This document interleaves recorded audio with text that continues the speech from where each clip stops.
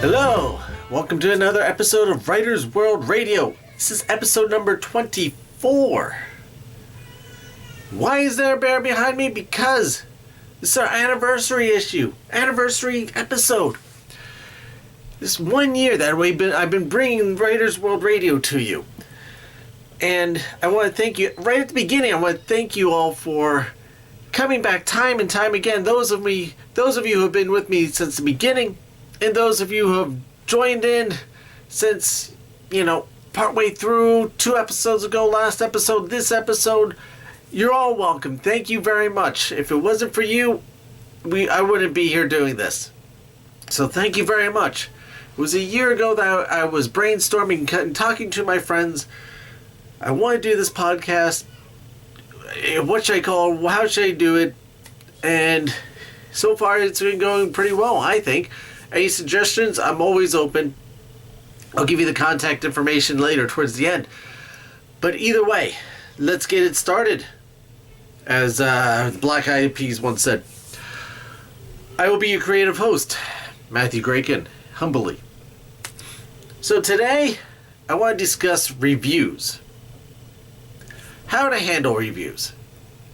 You always look forward to the good reviews, and it's the easiest one to take.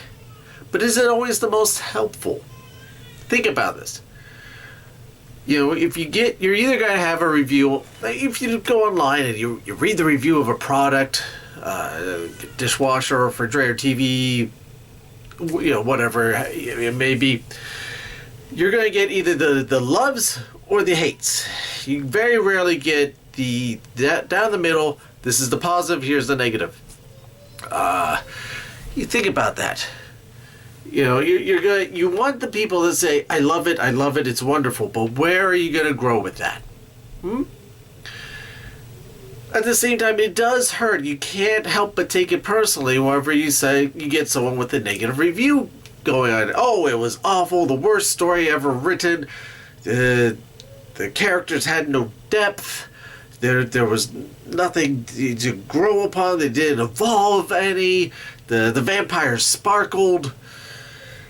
Those kind of reviews. Stephenie Meyer, how did you deal with them? No, just kidding. I'm not going to criticize anybody here. But think about it. Those are the reviews that you can take and grow upon. Okay, either obviously it wasn't a story for them, or it's just something more that you can build upon. It's I don't like how they fleshed this out. Well, maybe that's something you could work on.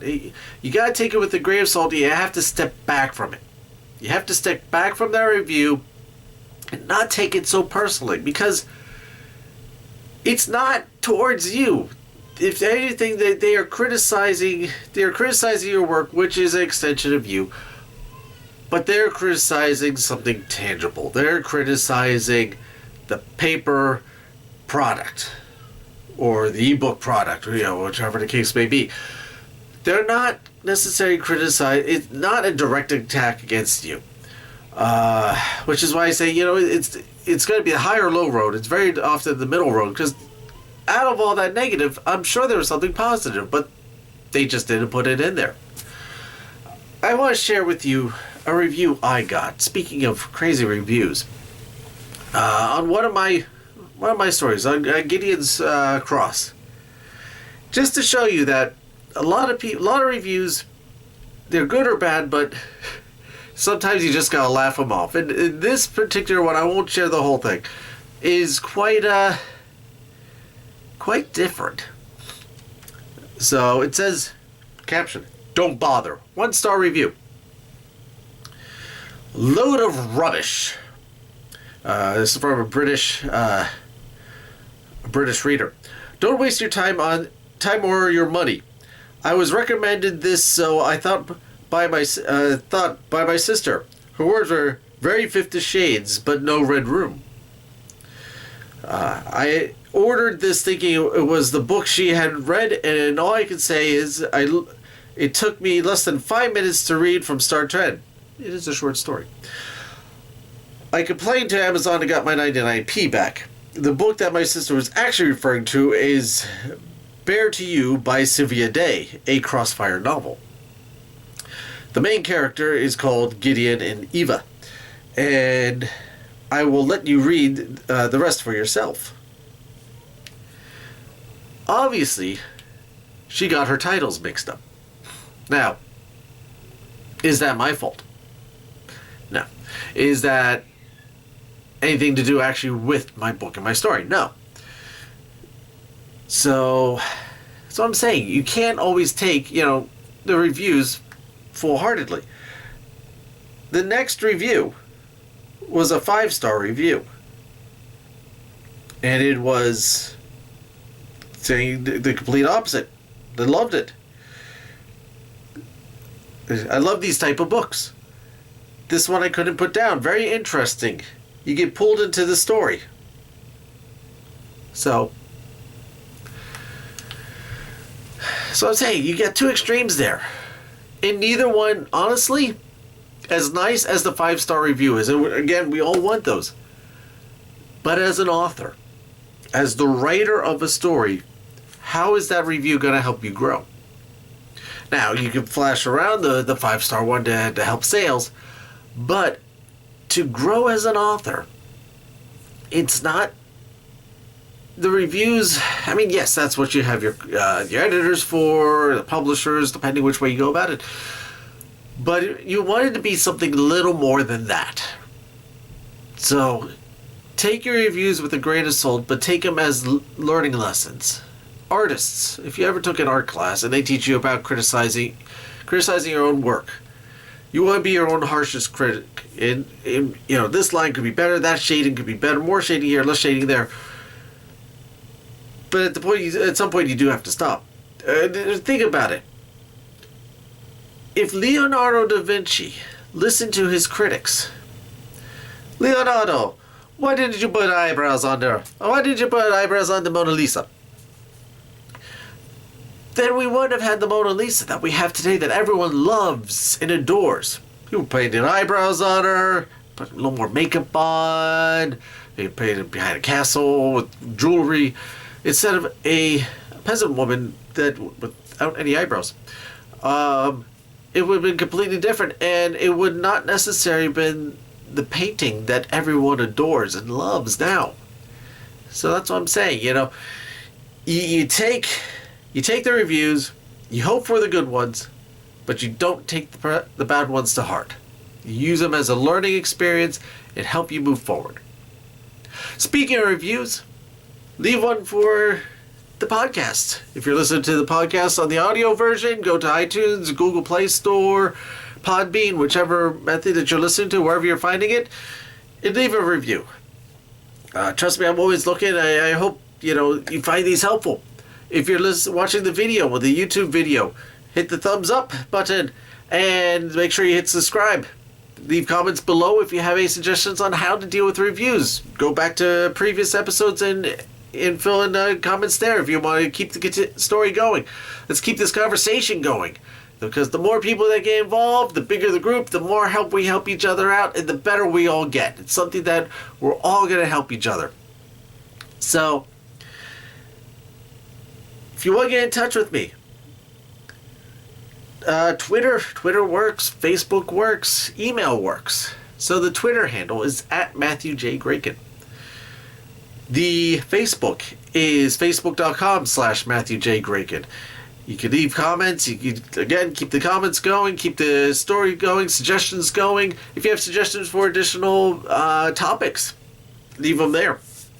It's been a year so far. Let's keep this going. So get to the second anniversary before we know it. Next thing you know, it's been 10 years. Wouldn't that be fantastic?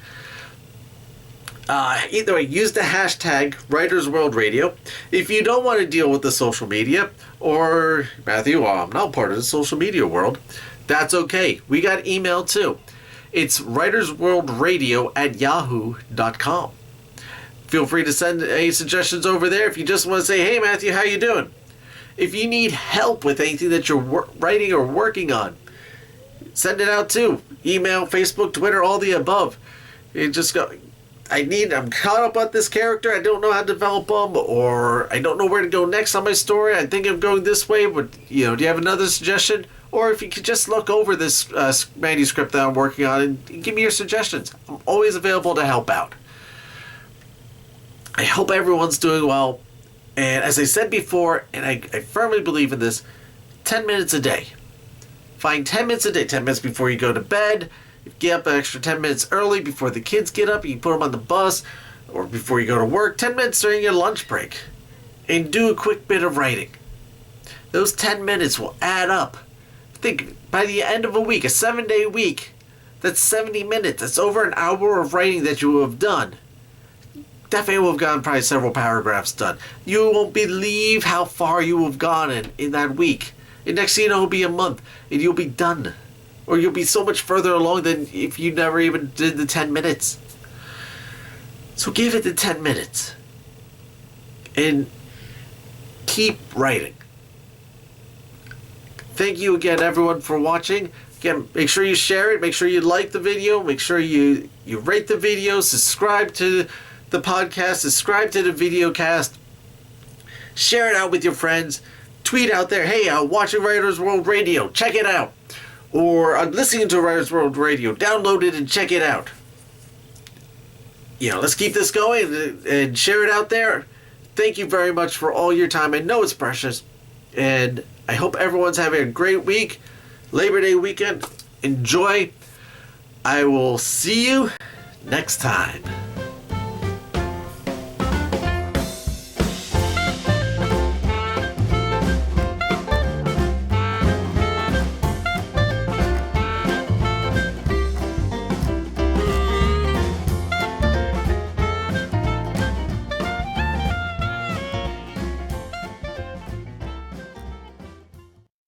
Ha ha ha, happy anniversary. Ha ha ha, happy anniversary. Happy anniversary. Ha ha ha, happy anniversary. Happy anniversary. I wish to you happy anniversary. Happy anniversary. This special day, I'm happy with you. Let's celebrate a happy anniversary. Ha ha ha, happy anniversary.